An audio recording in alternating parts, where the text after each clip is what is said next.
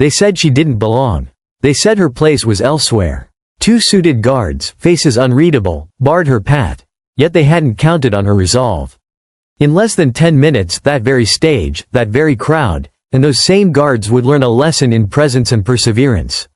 June Maddox might wear fatigues and scuffed boots, but nobody could deny her place when her son, the class valedictorian, took the podium. June Maddox arrived on campus before dawn, her heartbeat steady beneath a faded khaki jacket.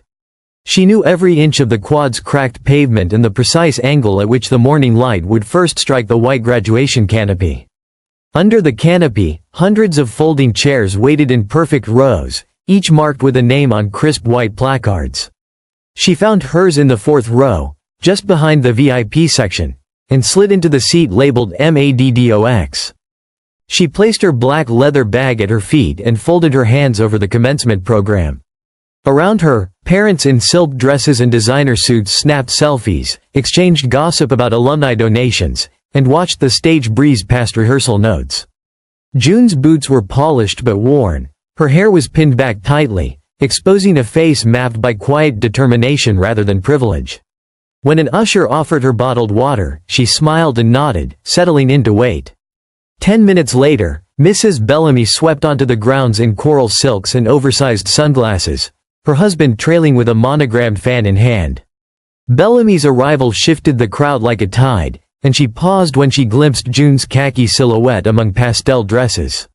With a pointed look, she murmured to a nearby mother, loud enough for half the front row to hear, "We don't want any distractions in our photo section." Moments after the whisper, Principal Kent received an urgent note. He frowned, glanced at the VIP canopy, and then nodded toward the security team. 2 guards approached June, tall, silent, trained in the art of courtesy as much as control. "Ma'am," the first guard said in a neutral tone, "we need to make a last-minute adjustment to seating arrangements. Would you mind relocating?" June's gaze remained calm, her voice soft but resolute. "This seat is mine. My son is the valedictorian. It's only temporary," the second guard assured her. "You'll still have a great view." She rose without protest, pocketing the program. Heels clicking against the brick walkway, she followed them, 1 row back, then 2, while the canopy crowd stifled glances. Inch by inch, she was moved from the 4th row to the 10th. Each shift was polite, efficient, unnoticeable to most, but to June it was a familiar game. Erasure by courtesy. As the guards seated her beneath a sagging banner reading, "Congratulations, Class of 2024, June adjusted her jacket collar, letting the breeze expose a name patch that read Maddox. No one offered a greeting. No one asked if she was all right. The air smelled of fresh mulch and expensive perfume, neither of which belonged to her. She inhaled deeply, steadying her nerves, and turned her gaze to the stage. The choir began to sing, and June watched the rows of graduates file in. Her son, Ethan, stood at the edge of the platform, tall, composed, dark curls brushed back, eyes scanning for her face. She forced herself not to blink, not to betray the sting of being pushed aside, because Ethan would never know she'd been moved. He believed she was right where she belonged. Behind the seats, 6 men in plain shirts and dark slacks observed everything. They stood silent, broad-shouldered, eyes flicking over exits and obstacles. They carried no identification, only an unspoken promise of protection. They had come for her. They had always come for her. June sat motionless, an island of quiet conviction in a sea of polite indifference. She had waited long enough. In 10 minutes, she would stand her ground, on her own terms. She was 21 when she met Marco. June still remembers the day her car broke down outside Bailey's auto shop, the hood releasing a plume of steam as she fumbled with her phone for roadside assistance. Marco emerged from the shop door in grease-stained overalls, a wrench in one hand and a thermos of black coffee in the other. 15 minutes later, the car purred like new. He refused her tip but scribbled his number on a scrap of paper, in case it acts up again. Their spark ignited not under chandeliers or in candlelit restaurants, but beneath a hydraulic lift, amid the scent of diesel and oil. Their first dates were simple. Barbecue and pool at Manny's, afternoons at the city library helping a little boy find a Spanish storybook. Marco's kindness, so genuine, so effortless, was dangerous in a town where outsiders were never fully welcomed. When June introduced him to her parents at Sunday dinner, her father's handshake stiffened when he met Marco's calloused hand. Her mother offered polite smiles and silent disapproval. Whispers followed. "You sure he's not using you? Are you ready for a life like that?" But June had already decided. She would choose love over comfort, resilience over approval. They married 6 months later in a courthouse ceremony. No one from her family attended, but they didn't care.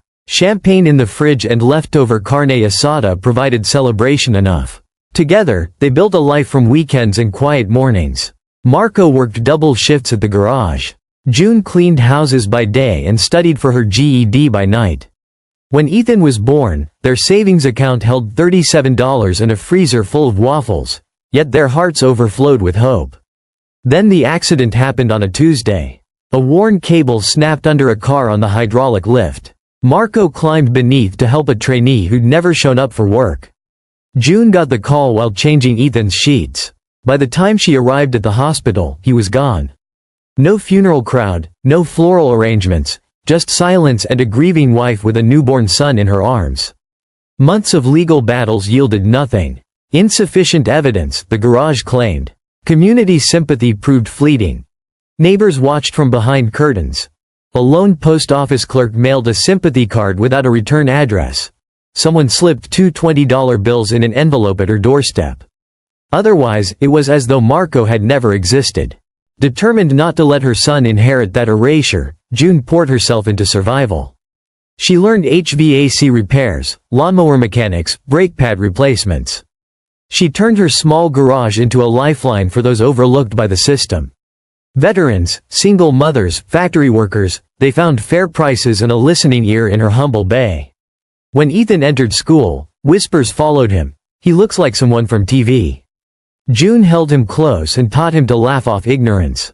At night, she studied not only for herself, but for him, earning certifications that opened doors she'd never imagined. Each accomplishment forged steel in her resolve. Years passed. June's reputation grew beyond her modest town. She became known as the woman who could fix any engine and spot patterns others missed. So when a recruiter arrived at her garage, a representative from a state emergency response program funded by veterans and federal grants, she applied on a whim, certain she'd be dismissed for lack of credentials. 2 weeks later, she stepped onto the training compound outside Fort Logan in her scuffed boots and patched jacket. Most recruits were ex-firefighters, paramedics, or active duty, people whose resumes far outshone hers. They nicknamed her, the mechanic, but she carried herself with the quiet weight of someone who had no choice but to excel. By mid-week, she had earned respect. In an urban rescue simulation, she rerouted teams through a side alley off the compound's grid, schematics so old they didn't reflect recent construction. She learned to predict wind shifts by observing leaf patterns and to spot choke points in silent corridors. When a SEAL trainee collapsed from heatstroke, she was the only one to reach him before the medics, dragging him to safety while calling for help. By the end of 8 weeks, June Maddox had become guide, a title earned, not given. She walked away with no fanfare, certificate in hand and 6 silent nods from the SEAL teams who had witnessed her calm in chaos. She carried that patch in her glove box for years, a reminder that true valor required neither rank nor recognition. She tucked the patch inside her jacket today, over her heart, before leaving home for Ethan's graduation. She had earned this place. When June stepped through the school gates that morning, the sun had already begun its ascent, casting long shadows across the quad. In her jacket's pocket lay the same SEAL patch, dark green canvas, number 6, the word guide in dull thread. It was nearly invisible beneath the lining, but she felt its weight like an anchor. Finding her seat in the 4th row, she nodded at the usher, folding her hands over the commencement program. The VIP canopy shimmered with pastel dresses, designer heels, and monogrammed fans. She wore none of those things, only her worn boots, a khaki jacket, and a name patch above the left pocket. Less than 10 minutes passed before Mrs. Bellamy swept onto the scene with all the gravitas of runway royalty. Her daughter trailed behind in an expensive gown, hair styled to perfection. When Bellamy spotted June's utilitarian silhouette, she paused and whispered to a neighbor, the words sharp enough to cut through the murmurs. "They really let anyone here now?" Principal Kent glanced up from his clipboard and nodded imperceptibly. Security guards approached. June looked up calmly. "This is my seat," she said, voice soft but unwavering. "My son is the valedictorian." "Ma'am, we need to make room for a last-minute guest," the guard replied. "Would you relocate to the overflow section? We'll ensure you see every moment." June rose without protest, her posture unbroken. Heels clicked across the pavement as she followed them, row by row, until she reached the 10th row, beneath a sagging banner that read, "Class of 2024." Each time she sank into a new seat, those in front adjusted their poses as if the wind had shifted. Conversations hushed. Perfume and freshly mulched earth mingled in the air around her. From the perimeter, 6 men in plain attire watched her every move. They blended in, yet the way they held themselves betrayed their purpose, alert, unblinking, a silent promise of solidarity. They had never introduced themselves, they needed no invitation. They were already there. The ceremony began. The choir's first notes, the principal's welcome, student speakers testing the microphones. June sat unmoving, eyes fixed on the stage. Ethan stepped forward to lead the Pledge of Allegiance, tall, clear-voiced, unaware that his mother had been shifted further from sight. She smiled faintly. He must believe she was right behind him. Behind the graduates, the socialites in the front rows leaned back, arms crossed, satisfied smiles on their faces. They believed they held all the power. But power is only meaningful when acknowledged, and they hadn't reckoned on June's quiet strength or the 6 men standing guard in the shadows. As the moment approached for the valedictorian's address, a hush fell. Cameras swung toward the stage, zooming in on Principal Kent. From the audience's left flank, the measured sound of footsteps on gravel emerged, 6 figures, moving in lockstep down the central aisle. Not rushed, not loud, but undeniably present. The crowd's polite applause stuttered to silence. All eyes turned as the 6 men reached the stage and stopped. One stepped forward, removed a small embroidered cloth from his jacket pocket, and handed it to an usher. The guide patch, identical to the one hidden inside June's jacket. He raised his voice, clear and steady. "We came to honor the woman who taught us to think when fear said run. She wore no rank, yet earned command. Today, we salute June Maddox." In the 10th row, June's breath caught. Her hands rose to her lap, fingertips brushing the patch beneath her heart. The audience remained frozen, graduates, parents, teachers, all witnessing the unintended power of silent testimony. Ethan's face lost its composure for a heartbeat. Then he descended 2 steps from the platform and walked down the aisle to stand beside the 6 men. They saluted him, saluted her, an honor that needed no words. The auditorium rose in a rolling wave of applause so powerful it seemed to shake the very canopy. June stayed seated, back straight, eyes glistening but unbowed. The principal tried to reclaim the microphone, his voice wavering as he stumbled through the remaining program. The socialites remained silent, their delicate veneers cracked by the undeniable truth they had just witnessed. After the thunder of approval died down, the ceremony resumed. The valedictorian's name had yet to be called. June waited, her heart steady. When Principal Kent finally announced Ethan Maddox, the hush returned, this time ripe with reverence rather than habit. Ethan crossed the stage deliberately, eyes locked on his mother's seat. Diploma in hand, he placed both hands on the podium, paused, then spoke without reading a word. "I had prepared a speech, jokes, quotes, stories. But today, the truth matters more. My mother has been pushed aside her entire life, judged for her appearance, erased for her courage. You talk about excellence, respect, service, but those are lived, not posted in hallways. June Maddox taught special forces tactics, raised me alone, worked nights without complaint, and never asked for recognition." He paused. The audience held its breath. Then he nodded toward the rear aisle. "Those men who came without invitation know her value. They remember what this town tried to forget. Her name is June Maddox." Silence stretched until a single student rose, then another, and within moments the entire assembly stood in tribute. June rose too, finally, with a quiet smile. After the ceremony, the field emptied quickly, caps tossed skyward, families clustering for photos, balloons bobbing in the gentle breeze. Yet a small circle remained around June and Ethan.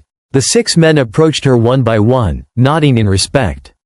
Instead of handshakes, they saluted. June returned each salute with a calm understanding. She had never sought glory, only justice. A teacher from the English department offered a tight smile and whispered, "Thank you for more than today." June nodded, unable to speak through the rush of emotion. Behind them, Mrs. Bellamy and her court had vanished, their cultivated world shaken beyond repair. Principal Kent retreated to his office, his authority compromised forever. Ethan slipped an arm around his mother's shoulders. "We did it," he murmured. June pressed her cheek against his, steadying herself. "We always do," she replied softly. They left the campus together, bypassing the reserved limousines and black-tied chauffeurs. Instead, they walked to June's truck, parked under an old oak, its tailgate lined with dents and oil stains. Ethan laid his diploma across the dash like sacred parchment. The seats were worn, the radio crackled, and the night air carried the smell of gasoline. For June, it was home. No celebratory dinner waited. They stopped at a 24-hour diner down the road, ordered 2 burgers and fries. Seated under fluorescent lights, they spoke in low voices, sharing memories of Marco, childhood stories, and dreams for the future. A waitress recognized them from the ceremony photo in the local paper, June in her khaki jacket, flanked by 6 silent heroes. She paused by their booth and said, "You made us proud today." June offered a grateful nod and returned to her food. That night, Ethan started a small blog to share his mother's story. His first post, "Invisible Number More," spread quickly through forums and social media. Messages poured in. Readers from distant states, veterans remembering a childhood mechanic, students who had quietly admired June from the back row. One comment read, "My mother raised me in silence but with strength. This reminds me I'm not alone." At the next school board meeting, Principal Kent announced his retirement. Mrs. Bellamy quietly resigned from the parent leadership board. In her absence, a new proposal passed unanimously. The Maddox Award for Unseen Service, to be bestowed each year upon someone whose contributions shaped the community behind the scenes. June never attended those meetings. She didn't need to. Back in her garage, she taught a teenage neighbor how to rebuild transmissions using only salvaged parts. When he said, "You're teaching me survival," she laughed and replied, "No, I'm teaching you not to ask permission." The patch with honorary command lay folded in her top drawer. She didn't wear it, but she kept it close, proof that her presence had shifted lives. On the anniversary of that graduation, June and Ethan stood beneath the same oak by the school's edge. A single padded chair sat in the front row, empty but waiting, no plaque, no fanfare, only a placard that read, "Reserved for the uninvited." Students paused as they walked by, teachers fell silent in respect, and the wind whispered through the canopy. Ethan asked, "Do you think people really change?" June looked out over the empty quad and said, "Some don't. But the ones who matter, they do." They walked away together, shoulders squared, footprints side by side in the dust. In the distance, laughter and chatter drifted across the field. June Maddox, the mother of the valedictorian, the uninvited guest, the quiet guide, had finally claimed her place, and nothing would ever erase it again.